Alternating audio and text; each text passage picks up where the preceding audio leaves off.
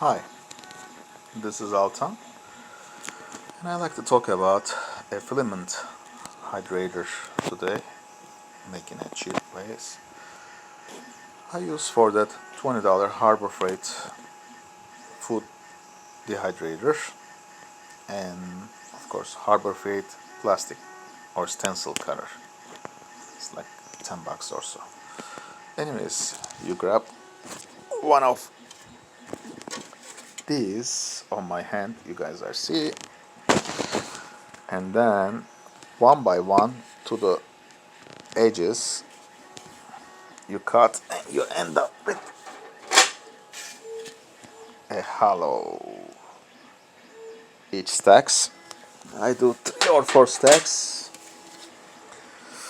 and then I'm in the game.